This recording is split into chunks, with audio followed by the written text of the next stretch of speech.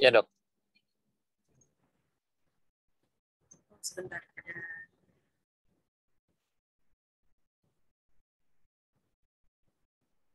Oke, baiklah. Kita akan memulai untuk kuliah dengan topik mikroorganisme penyebab infeksi mata. Sebentar ya.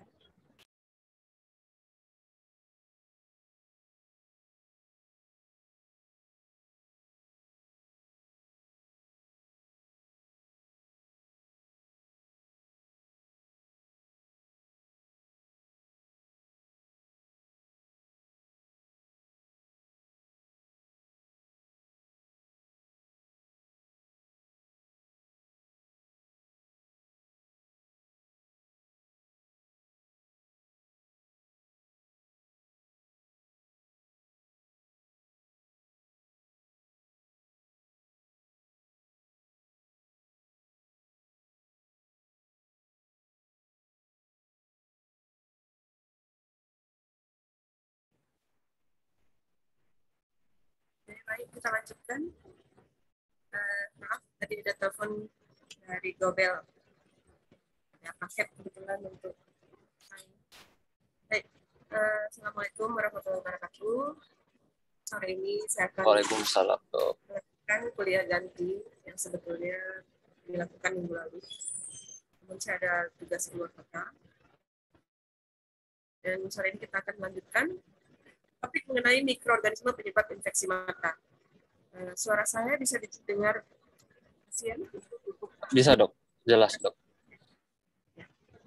Untuk kuliah infeksi mata ini, ada beberapa specific learning objectives yang akan dicapai. Yang pertama adalah diharapkan seluruh mahasiswa mampu menjelaskan etiologi dan patogenesis dari blefaritis, dacryocystitis, konjungtivitis, keratitis, keratokonjungtivitis, oftalmia neonatorum, endoftalmitis, uveitis, dan juga pemeriksaan laboratorium mikrobiologi untuk sampel-sampel pasien infeksi mata.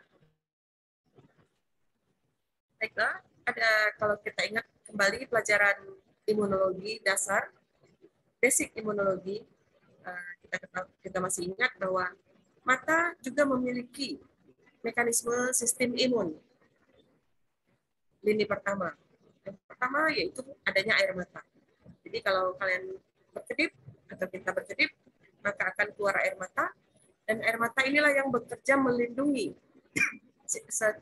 melalui sekresi dari zat-zat yang terdapat di dalam air mata tersebut, yaitu ada imunoglobulin A, ada lisozim. Lisozim ini jelas terdiri dari katalisis dan enzim. Jadi pada air mata itu dijumpai lisozim, yaitu enzim yang dapat melisiskan sel.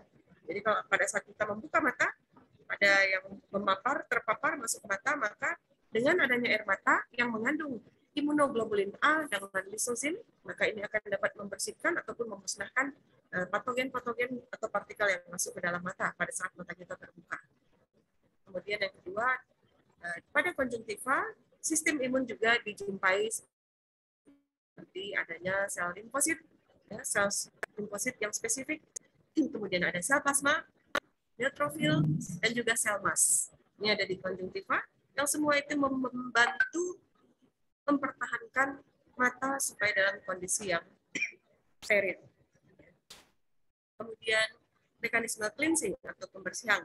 Setiap kali kita mengedipkan kelopak mata, maka akan tersapu juga, tersiram juga kotoran-kotoran yang terpapar pada mata.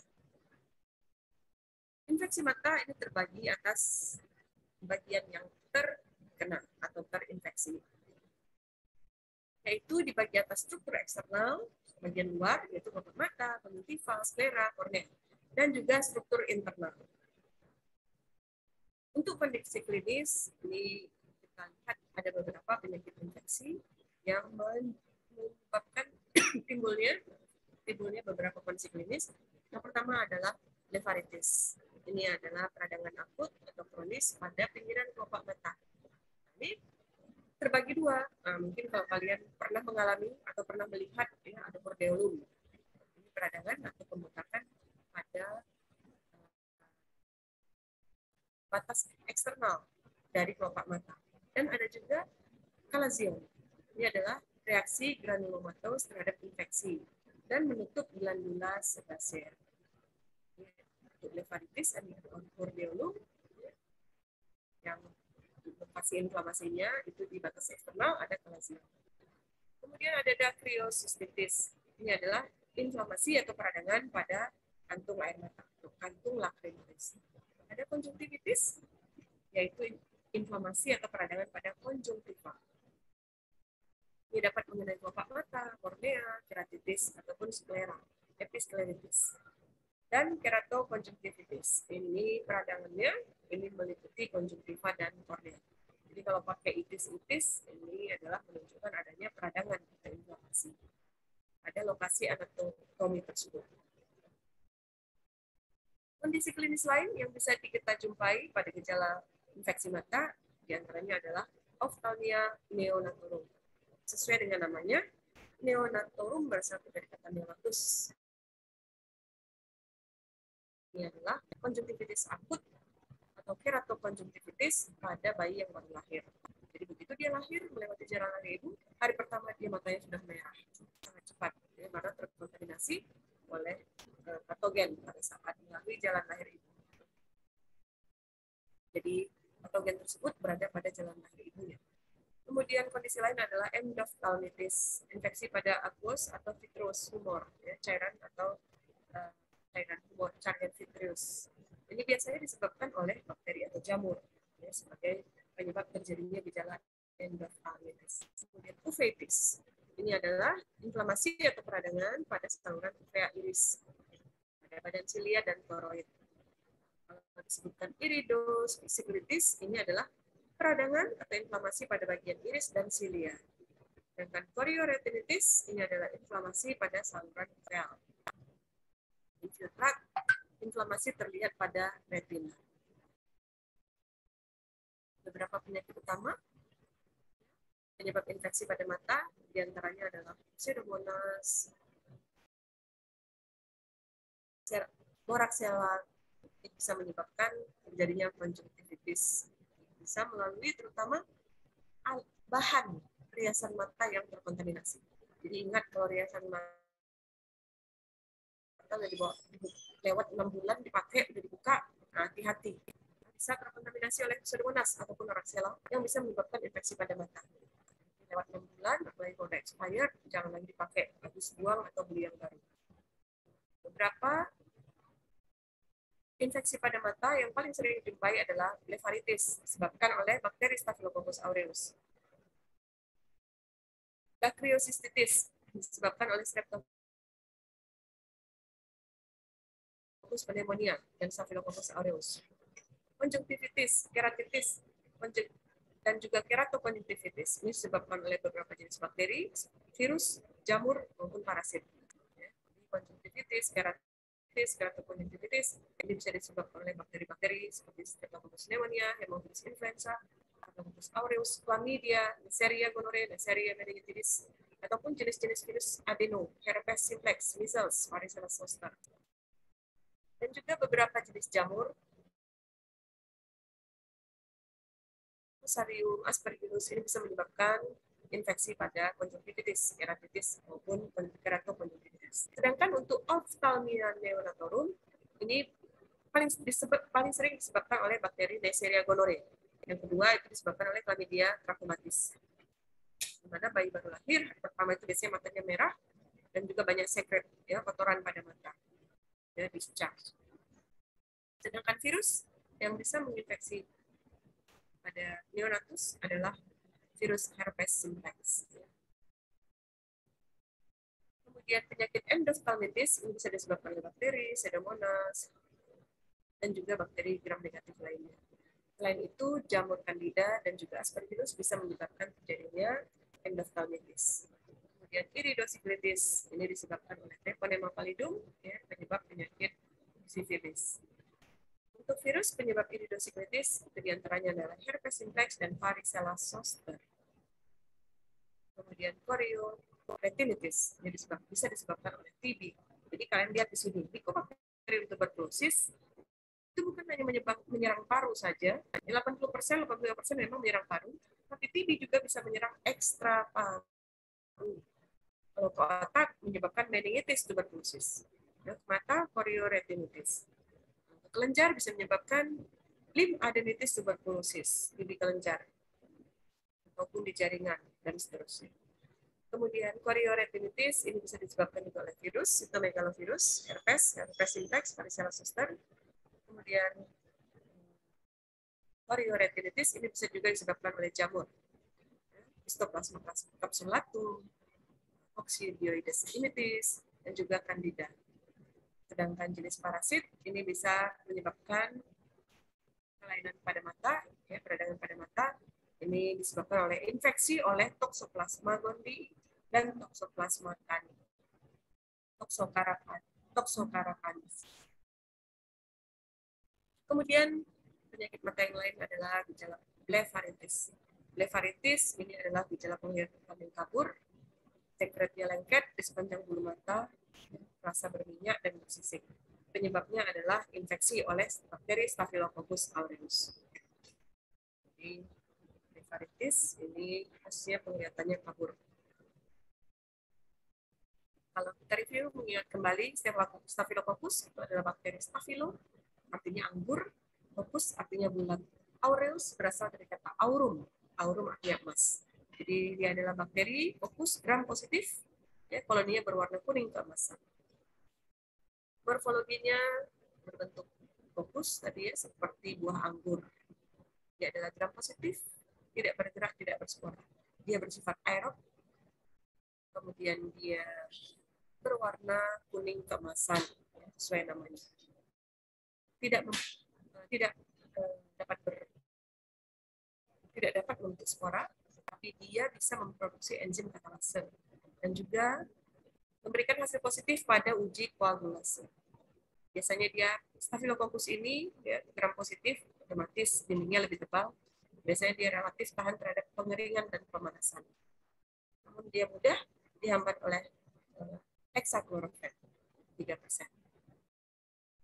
Ini adalah gambaran Staphylococcus aureus yang kalau kita warnai dengan gram staining, bentuknya seperti buah anggur. Kalau kita lihat di bawah mikroskop, lihat warna ungu seperti buah anggur bergerombol. Sedangkan kalau di kultur, koloninya berwarna kuning keemasan. Itu sebabnya disebut namanya aureus, berasal dari kata aurum. Warnanya kuning keemasan jika ditanam pada MSA atau mannitol salt agar. Staphylococcus aureus ini adalah patogen. Dia bisa fermentasi gula mannitol yang ada pada media MSA. Ya, patogenesis dari Staphylococcus aureus, dia memiliki protein A, ya, berperan penting pada blefaritis dan juga dapat melekat atau adhesi. Dia dapat melekat pada kornea sehingga mempermudah infeksi bakteri pada mata sehingga menyebabkan keratitis. Jadi adanya protein A dan juga adhesi kolagen binding ini merupakan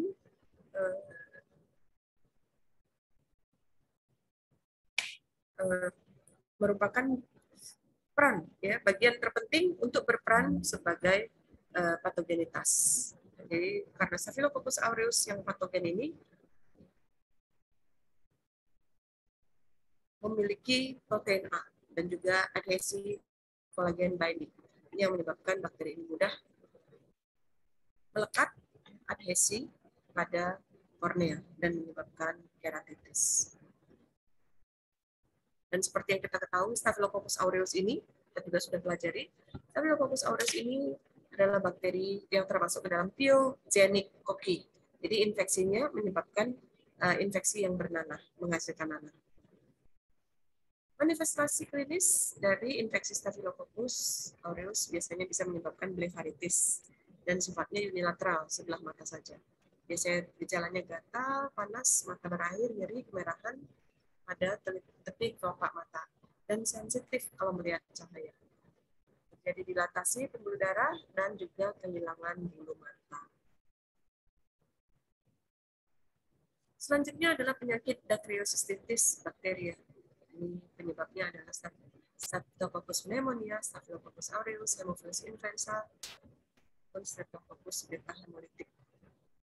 Patogenesis dari bakteri-bakteri patogen ini adalah biasanya menyebabkan terjadinya obstruksi parsial ataupun lengkap pada ductus nasolacrimalis, menyebabkan bakteri terperangkap pada daerah tersebut dan menyebabkan terjadinya infeksi yang akut sampai dengan kronis.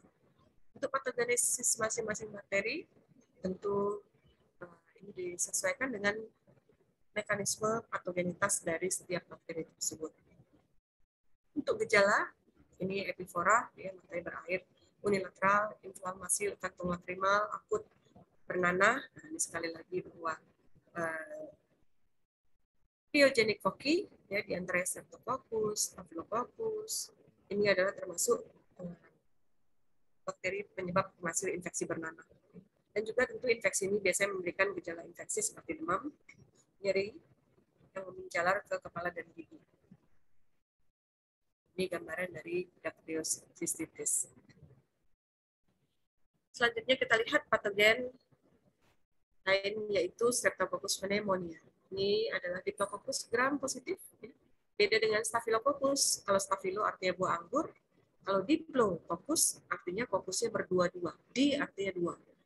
Mereka adalah gram positif, bentuknya berdua-dua seperti lancet. Dan patogenitasnya terletak pada kapsul polisakarida. Streptococcus pneumonia ini adalah patogen yang memiliki kapsul. Oleh sebab itu, pada reaksi Quellum, dia memberikan hasil yang positif. Jadi menggembung kapsulnya. Beda dengan bakteri Diplococcus gram positif, lancet, yang sangat mirip dengan Streptococcus pneumonia, yaitu Streptococcus viridans. Dia non-patogen, dia juga Streptococcus viridans selain non-patogen juga merupakan flora normal dan tidak memiliki kapsul. Sedangkan Streptococcus pneumonia ini adalah patogen menyebabkan pneumonia, dia memiliki kapsul. Jadi jika direaksikan dengan reaksi Quellum, dia akan menggembung, ya, kapsulnya. Perbedaan lain antara Streptococcus pneumonia dengan Streptococcus viridans yang flora normal itu adalah bahwa Streptococcus pneumonia merupakan bakteri yang sensitif terhadap optosin. Sedangkan Streptococcus viridans yang merupakan flora normal, dia adalah resisten terhadap optosin. Sifat lain dari Streptococcus pneumonia, kalau kita masih ingat pada praktikum, ya, jika Streptococcus pneumonia dikultur, ya, bentuknya adalah Diplococcus gram positif, koloninya bulat kecil dan dia bersifat alfa hemolitik. Nah, kalau kalian ingat kembali, hemolisis agar darah itu ada 3 macam, alfa, beta, gamma. Nah, kalau Streptococcus ini adalah alfa hemolitik, artinya menghemolisis darah secara parsial, tidak sempurna.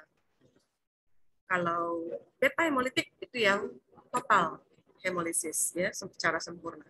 Sedangkan gamma hemolitik itu tidak hemolisis. Nah, jadi Streptococcus pneumonia ini adalah alfa hemolitik yang secara parsial atau sebagian atau separuh melakukan hemolisis pada agar darah.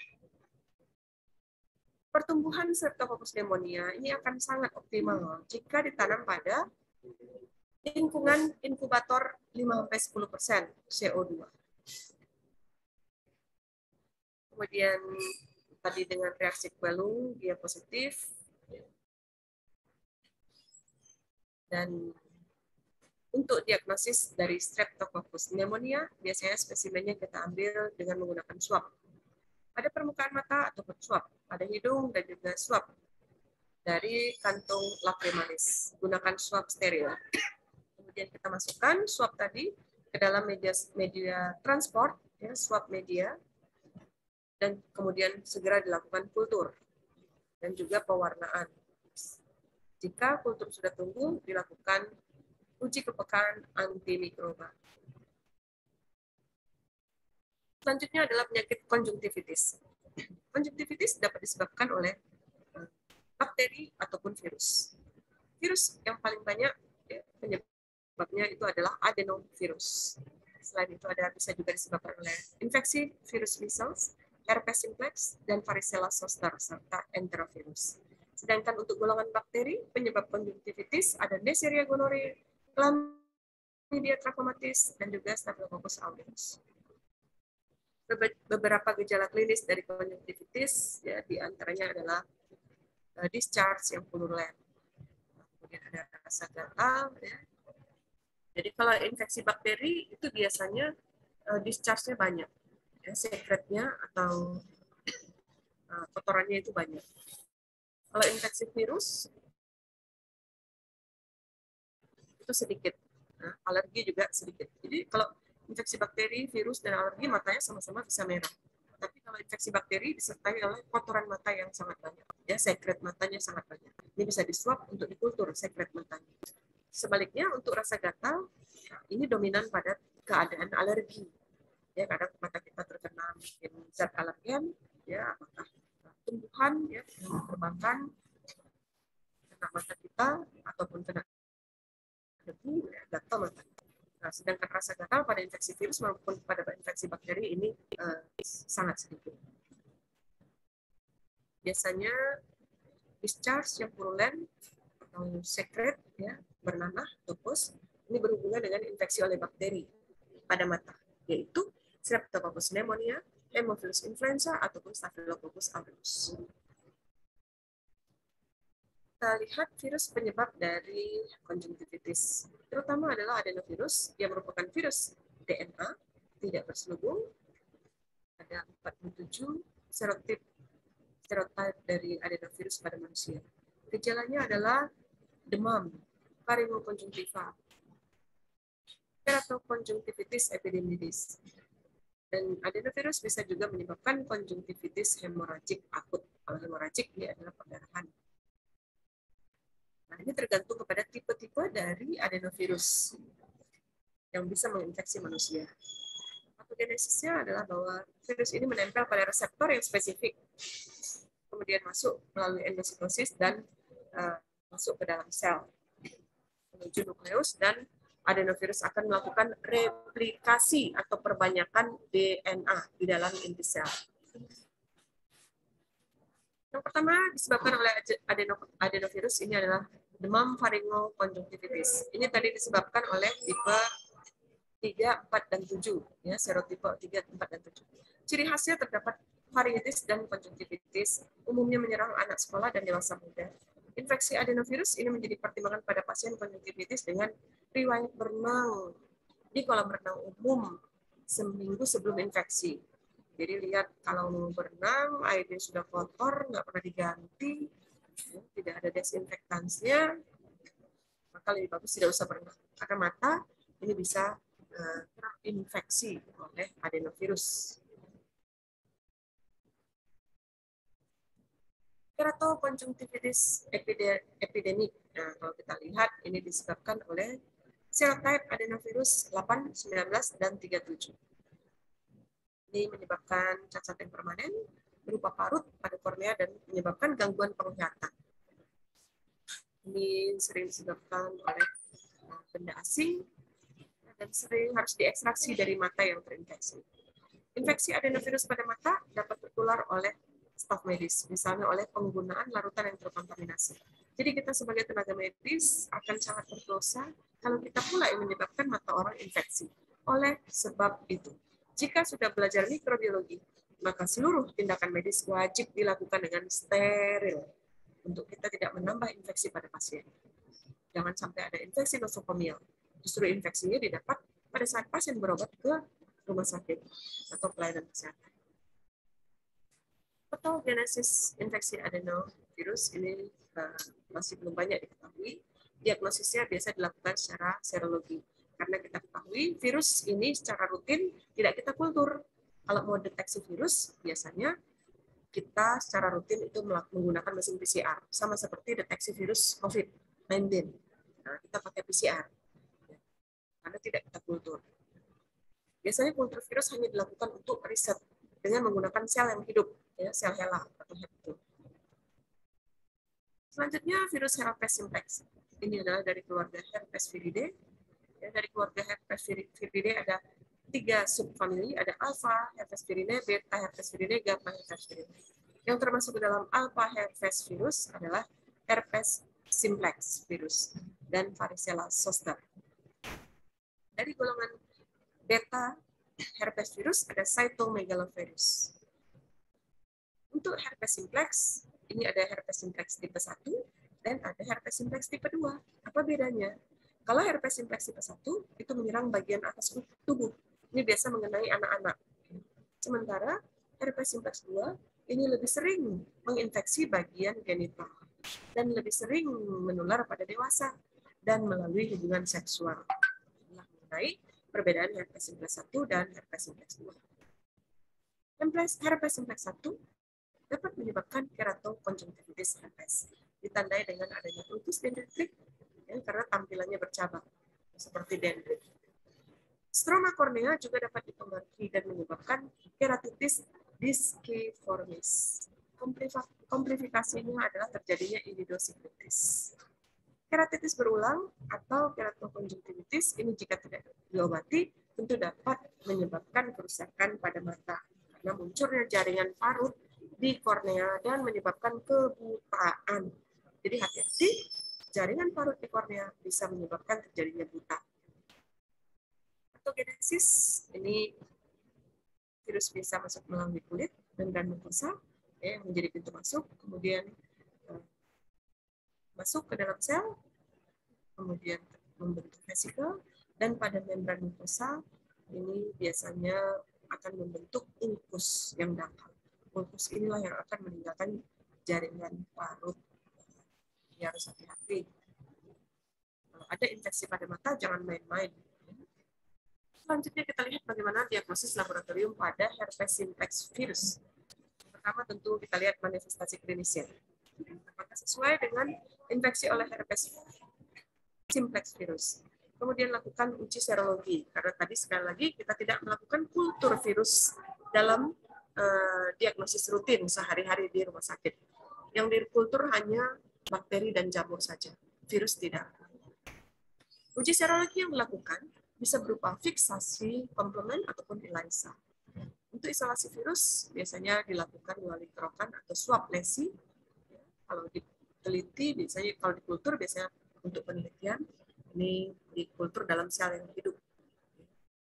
Karena virus hanya bisa hidup pada sel yang hidup. Kemudian dilakukan pewarnaan untuk melihat virus. Uji lain untuk deteksi atau diagnosis lab infeksi herpes virus tipe 1 adalah menggunakan immunofluorescence. Selanjutnya infeksi varicella zoster. Ini adalah satu virus ya. Namanya virus varicella zoster, tapi dia menyebabkan dua penyakit yang berbeda. Virus ini bisa menyebabkan varicella dan juga bisa menyebabkan herpes zoster. Zoster ophthalmic ini adalah komplikasi yang paling serius dari infeksi herpes zoster pada mata. Jadi kalau terkena penyakit herpes zoster, ya biasanya menginfeksi saraf, biasanya dia akan ikut mempengaruhi cabang saraf ophthalmic ya, dari saraf trigeminal. Struktur mata yang superficial dan dalam ini dapat terlibat oleh infeksi varicella zoster virus ini. Infeksi varicella zoster ini bisa masuk melalui saluran pernafasan. Untuk patogenesisnya belum diketahui dengan pasti. Yang jelas, salah satu komplikasi dari penyakit herpes zoster adalah zoster ophthalmic melalui infeksi cabang ophthalmic dari saraf trigeminal pada wajah. Selanjutnya, konjungtivitis yang disebabkan oleh virus-virus lain yaitu rubella dan juga cytomegalovirus. Ini dapat menyerang menginfeksi mata jalin yang ada di dalam rahim. Pada awalnya bisa menyebabkan katarak, mikroftalmia, dan akhirnya menyebabkan korioretinitis yang parah. Tentu saja lahir dengan buta, cacat. Cytomegalovirus juga dapat menyebabkan korioretinitis, terutama pasien-pasien HIV. Dengan penurunan sistem imun tubuh, masuklah cytomegalovirus ini, ya, kesempatan dia melakukan infeksi pada pasien HIV yang lemah, tak berdaya dari segi sistem imunnya. Infeksi rubella pada ibu hamil bisa menyebabkan terjadinya kelainan mata, ya, kerusakan mata berupa katarak yang dibawa sejak lahir. Jadi katarak kongenital ini sangat berbahaya, bisa disebabkan oleh rubella dan juga sitomegalovirus. Oleh sebab itu, ibu hamil pastikan dia tidak terinfeksi oleh patogen-patogen yang berbahaya ini yang dapat menyebabkan cacat pada janin. Jadi kalau di luar negeri, ibu yang hamil itu di screening. Ya. Di Indonesia juga sudah ada pemeriksaan yang sudah banyak di lab-lab laboratorium, periksa TORS. Ya. Salah satunya untuk mencegah terjadinya infeksi oleh toksoplasma rubella, sitomegalo, dan herpes yang bisa menyebabkan cacat pada janin. Selanjutnya, infeksi mata yang lain adalah keratitis. Definisinya adalah peradangan pada kornea, bisa diakibatkan oleh trauma atau paparan lensa kontak yang terkontaminasi. Baik, siapa-siapa yang suka menggunakan lensa kontak supaya cantik, maka dia harus menjaga sterilitas dari lensa kontaknya, termasuk cairan untuk merendam lensa kontak. Karena sering melalui lensa kontak ini terinfeksi Staphylococcus yang mengkontaminasi lensa kontak maupun cairannya. Jadi sering orang-orang yang menggunakan lensa kontak supaya cantik justru mengalami infeksi oleh bakteri, terutama Staphylococcus, Streptococcus pneumonia, Haemophilus influenza, Neisseria, dan Chlamydia trachomatis. Jamur juga bisa menyebabkan keratitis, yaitu Fusarium dan Aspergillus. Jadi hati-hati, keratitis ini adalah peradangan pada kornea yang paling sering disebabkan oleh trauma, atau sekarang pada banyak yang menggunakan lensa kontak. Gejala dari keratitis adalah nyeri mata, fotofobia, penglihatan kabur.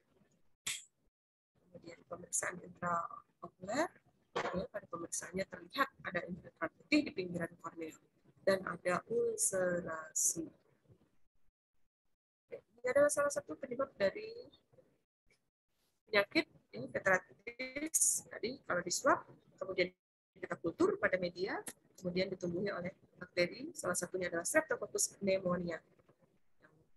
Dia memberikan hemolitik alfa atau hemolisis yang parsial, tidak sempurna. Dan dia juga, Streptococcus pneumonia ini sensitif terhadap optosit. Sedangkan di sini sebelah kanan, ini adalah Streptococcus viridans, yang dia resisten. Dia adalah flora normal. Kalau Streptococcus pneumonia sebelah kiri, dia sensitif terhadap optosin dan dia adalah patogen. Pada gambar C, ini adalah hasil dari reaksi Qualung. Reaksi Qualung ini terlihat ada penggembungan dari kapsul Streptococcus pneumonia yang patogen. Kalau Streptococcus viridans, walaupun gram staining-nya sama persis ya dari hasil pemeriksaan mikroskopis gram staining, pneumonia dan viridans ini sama persis, namun kalau diberikan reaksi Qualung, maka dia akan positif pada Streptococcus pneumonia dan negatif pada Streptococcus viridans. Dan optosin dia sensitif, ya optosin untuk Streptococcus pneumonia. Sedangkan Streptococcus viridans dia resisten terhadap optosin. Untuk hemolisisnya dua-duanya sama. Baik mikroskopis hemolisis agar darah, ini viridans sama pneumonia sama, tidak ada beda. Selanjutnya adalah bakteri Chlamydia trachomatis. Chlamydia trachomatis, hal yang paling penting untuk diingat, ini adalah bahwa dia tidak bisa dikultur pada media buatan. Nah, kalau kalian praktikum, pernah kalian kultur Staphylococcus aureus, Staphylococcus epidermidis, coli, Klebsiella, Pseudomonas, gampang dikultur. Namun tidak halnya dengan Chlamydia trachomatis. Ya, dia harus dikultur pada biasanya pada sel yang hidup, karena dia tidak bisa memproduksi energi. Chlamydia trachomatis ini mirip dengan dinding sel bakteri gram negatif. Dia memiliki struktur elementary bodies atau EB yang afinitasnya sangat tinggi untuk menempel atau attachment pada sel epithelial host. RNA dan DNA juga dapat dijumpai pada bentuk elementary body ataupun badan retikulum. Pada sel host, elementary body dari bentuk Chlamydia trachomatis ini tersusun menjadi struktur yang lebih besar yang kita sebut reticulate body. Dengan ukuran yang lebih besar, RB ini membelah dengan pembelahan biner ya, di dalam vakulum, satu menjadi dua. Vakulum kemudian terisi dengan elementary body, dan membentuk inklusi sitoplasma yang mengandung glikogen. Jadi vakuola ini berisi glikogen, sumber makanan. Nah, ini adalah bentuk elementary body yang ukurannya lebih kecil, dan yang di bawah ini adalah reticulate body yang ukurannya lebih besar. Chlamydia trachomatis tadi sudah kita sebutkan bahwa dia tidak bisa ditanam pada media buatan, melainkan harus ditanam pada dikultur pada sel yang hidup. Ya, kemudian bisa diwarnai dengan iodium brown dan akan terlihat inklusi intrasitoplasma. Bagian bawah ini gambaran pewarnaan dengan antibodi fluorescence untuk Chlamydia trachomatis. Selanjutnya kita lihat keratitis yang disebabkan oleh infeksi jamur. Jadi kalian harus hati-hati, infeksi jamur bukan kurap atau kudis di kulit saja, ya, tapi infeksi jamur juga bisa menyerang bagian-bagian tubuh lain, termasuk mata. Nah, walaupun jarang, tapi bisa. Dan kalau sudah terinfeksi oleh jamur pada mata, maka pengobatannya akan sangat sulit. Pada beberapa kasus, ini menyebabkan kerusakan mata yang sangat luas akibat infeksi jamur, bahkan harus dilakukan transplantasi kornea.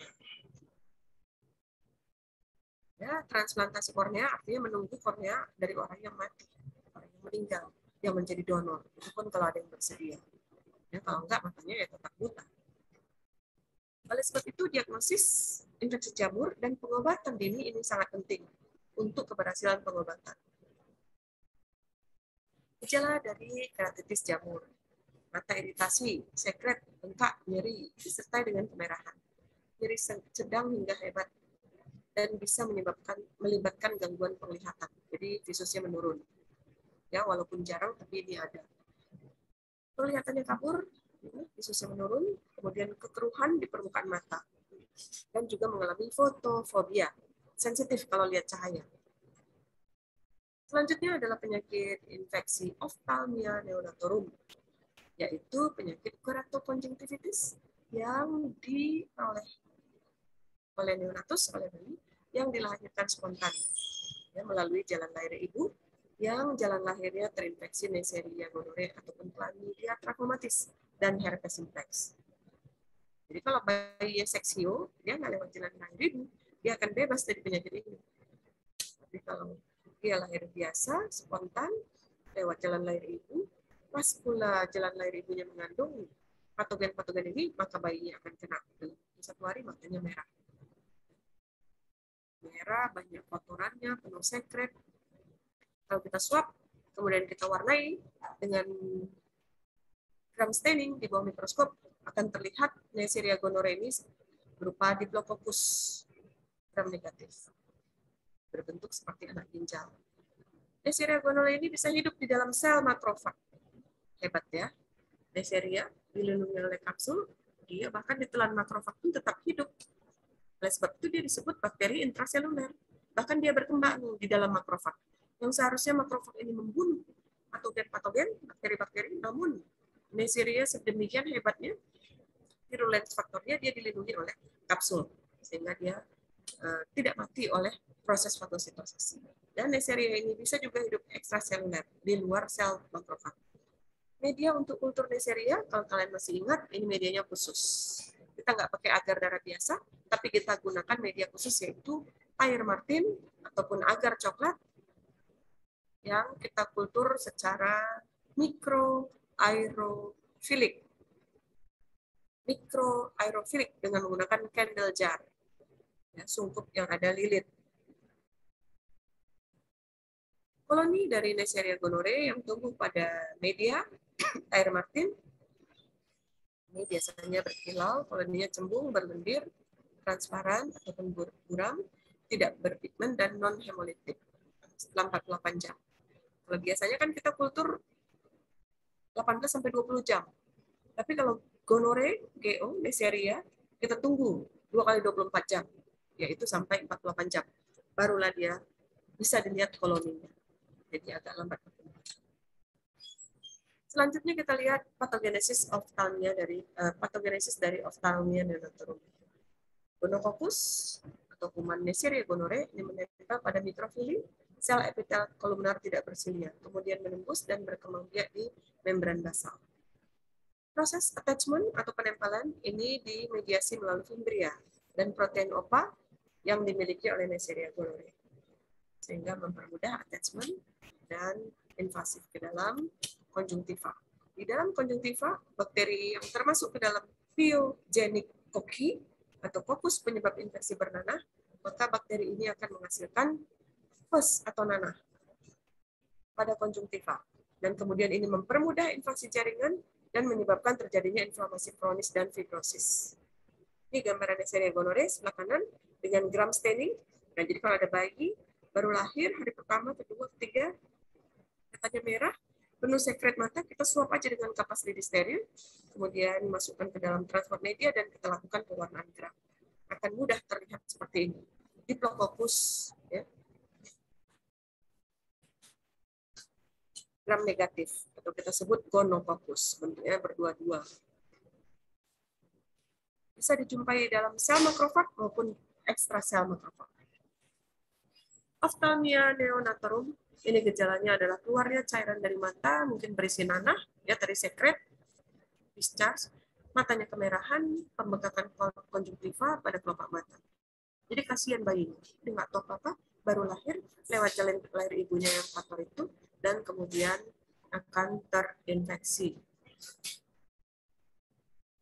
Tentu ibu bisa cepat didapat infeksi dari ayah. Jadi ibu dan ayah ini bisa menjadi sumber. Kalau ayah memiliki infeksi gonorrhoeae, dia bisa memberikan kepada ibunya. Kalau ibu menderita gonorrhoeae, dia bisa memberikan pada bayinya. Jadi turun-menurun, ya, kayak bola pingpong. Istrinya kena, dapat dari suami. Atau suami kena, dapat dari perempuan lain atau dari istrinya. Kalau istrinya bersih, berarti suaminya yang kotor. Atau kalau suaminya yang kotor, berarti istrinya bersih. Atau dua-dua kotor. Kalau dua-dua bersih, tentu tidak akan terjadi. Oleh sebab itu, kebersihan dari pasangan calon pengantin ini adalah sangat penting untuk di-screening. Untuk mencegah terjadinya penyakit menular dari ibu kepada bayi. Salah satu untuk menghindarinya tadi tentu ya bisa dilakukan seksio kalau memang ada indikasi. Kemudian kita lihat gejala tadi, kalau infeksinya lebih dalam, ini bisa menyebabkan kekeruhan pada kornea, demam, kemerahan, dan sakit mata yang parah pada neonatus tersebut. Untuk gonococcal ophthalmia neonatarum dapat dicegah. Jadi kalau udah matanya merah, kotor, banyak sekret, bisa diberikan salep mata erythromycin 0,5% atau tetrasikline 1% pada bayi yang baru lahir. Untuk diagnosis, tadi sudah kita bicarakan, kalau matanya kotor, bayi baru lahir tadi umur sehari, 2 hari, 3 hari, penuh dengan kotoran mata, sekret, ya, matanya tertutup biasanya itu lengket. Nah, kita swab aja, kemudian kita smear, lakukan pewarnaan gram. Kenapa sangat penting pewarnaan gram? Karena lebih mudah dilihat di bawah mikroskop secara langsung dari sekret mata, ketimbang kita mengkultur. Kulturnya agak sulit, sering-sering nggak tumbuh. Walaupun mikroskopisnya positif terlihat jelas, seperti ini tadi. Nah, ini, kiri bawah ini, kanan bawah. Ada gonococcus. Tapi kulturnya agak sulit. Oleh sebab itu, pewarnaan gram sangat penting.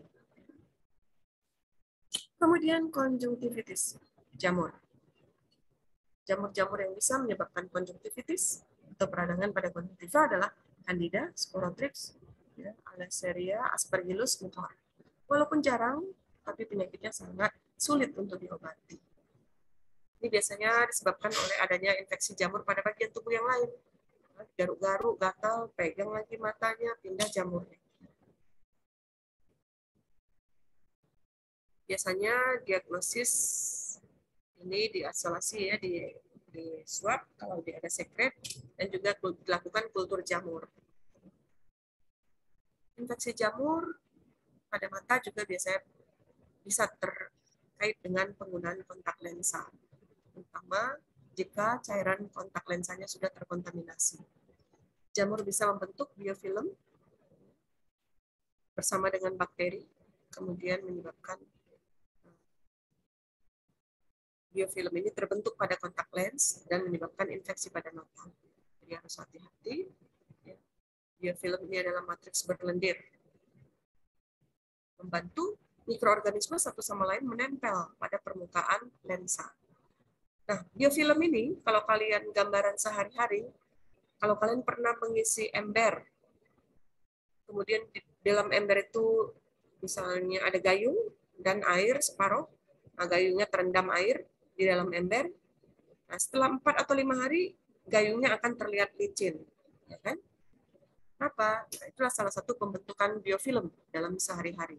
Matriks yang berlendir.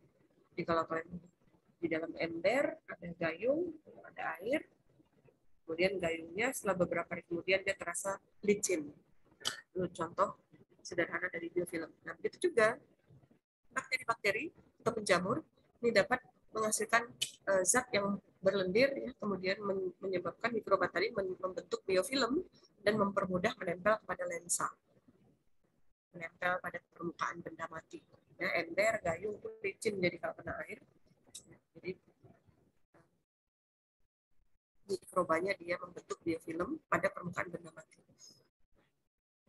Adanya biofilm ini mempersulit pengobatan karena dengan adanya biofilm tadi, mikroorganisme baik bakteri maupun jamur ini akan menjadi resisten atau sulit dibunuh dengan desinfektan yang ada pada larutan lensa kontak.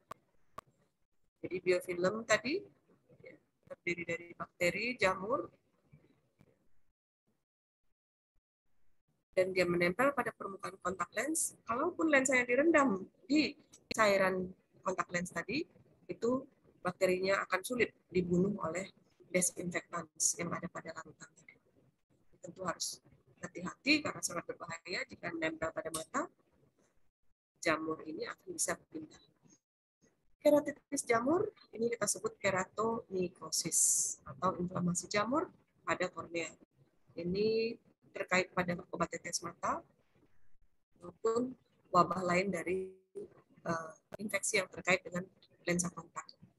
Hati-hati kalau punya cairan-cairan medis, jangan sampai terkontaminasi oleh jamur. Selanjutnya penyakit trakoma. Ini adalah keratokonjungtivitis kronis yang dimulai dengan inflamasi akut dan perubahan pajak konjungtiva dan kornea, dan kemudian berkembang menjadi jaringan parut dan kebutaan. Varian dari Chlamydia trachomatis, ini ada A, B, A, dan C. Gejalanya adalah lakrimasi, sekret immunopurulen, hiperemia konjungtiva, matanya merah, berserta sekret lagi, kemudian hipertrofi folikel. Di trakoma orang sering bilangnya mata merah. Mata merah ya karena itu tadi hiperemia konjungtiva. Ditambah lagi sekretnya mukofurulen. Pemeriksaan mikroskop pada kornea ini akan terlihat keratitis epitel, infiltrat subepitel, dan perluasan pembuluh darah limbus di dalam kornea disebut panus. Jika panus meluas hingga kornea, ini akan membentuk jaringan parut konjungtiva dan menyebabkan kelainan bentuk kelopak mata yang disebut entropian ataupun trichiasis. Infeksi bakteri sekunder ini bisa menyebabkan kehilangan penglihatan tanpa gejala. Patogenesisnya adalah transmisi melalui kontak, misalnya lalat, jari, handuk yang terkontaminasi. Untuk trauma pada bayi baru lahir, ini disebabkan oleh infeksi chlamydia yang terdapat pada jalan lahir ibu. Pada saat bayi melewati jalan lahir ibu, chlamydia ini akan melengket atau melekat pada sel konjungtiva dan menyebabkan infeksi konjungtivitis chlamydia atau neonatal konjungtivitis atau ophthalmia neonatorum, dan bisa menyebabkan parut dan menyebabkan penyakit kronis dan kebutaan. Untuk diagnosis mikrobiologi, spesimen diambil dari kerokan konjungtiva, dilakukan kultur, tapi harus pada jaringan yang hidup. Ini biasanya pada riset. Nah, untuk pemeriksaan sehari-hari kita nggak lakukan kultur sel hidup pada pemeriksaan rutin, kecuali penelitian.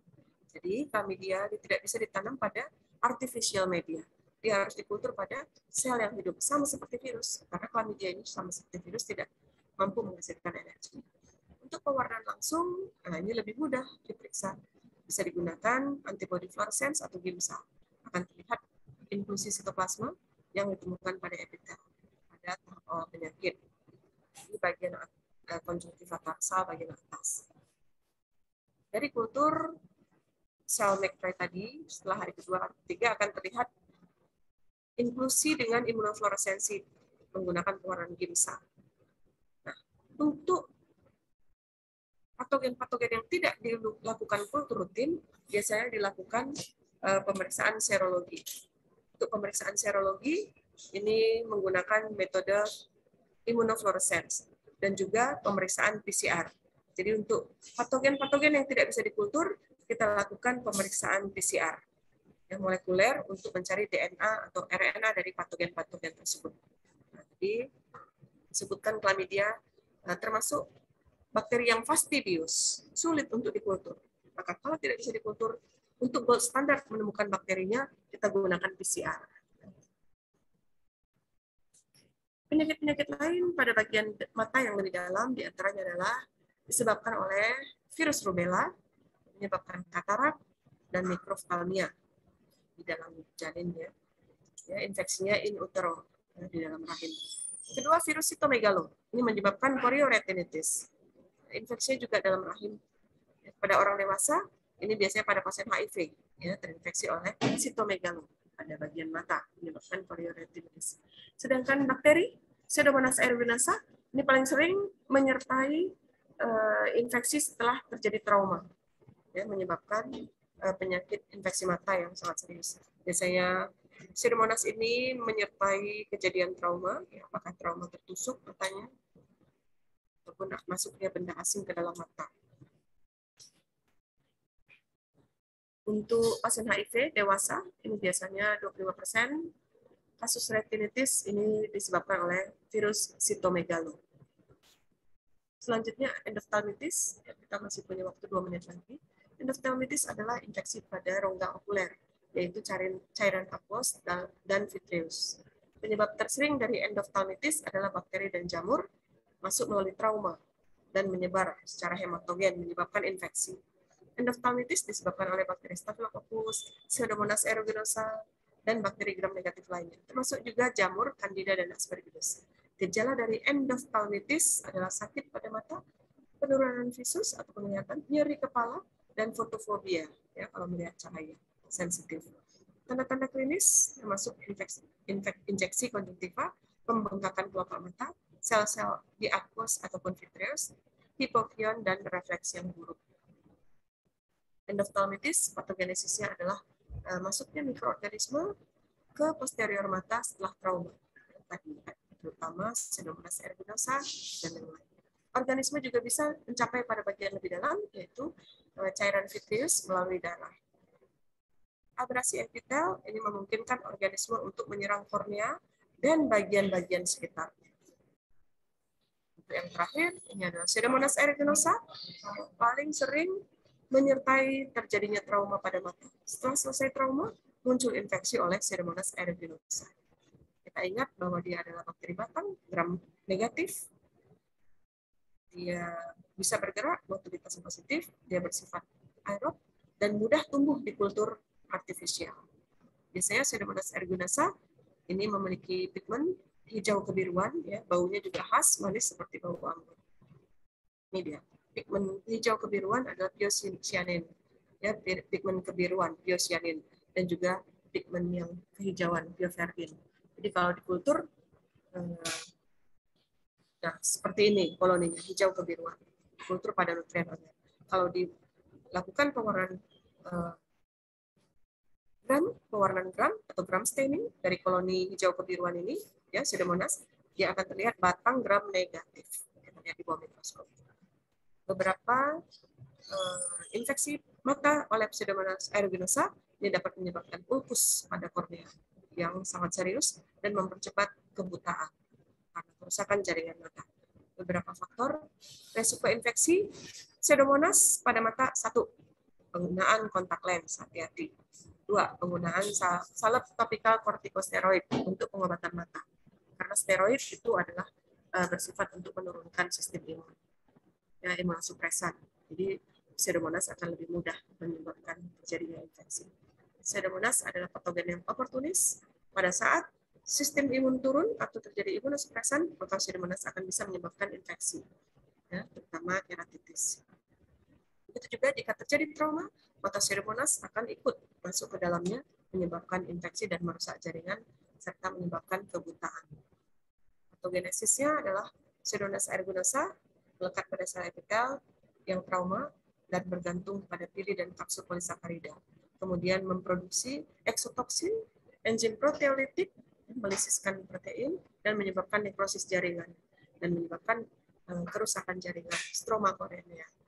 Ya, stroma kornea sangat sensitif terhadap eksotoksin yang dihasilkan oleh Pseudomonas, dan terjadi kerusakan jaringan serta kebutaan. Selanjutnya, uveitis, ini adalah peradangan pada taktus uvea, atau pada lapisan mata tengah, iris, corpus ciliaris, dan koroid. Uvea ini terletak di antara bagian putih mata, sklera, dan bagian mata yang menangkap cahaya, atau retina. Penyebab dari uveitis terutama Treponema pallidum, penyebab sifilis.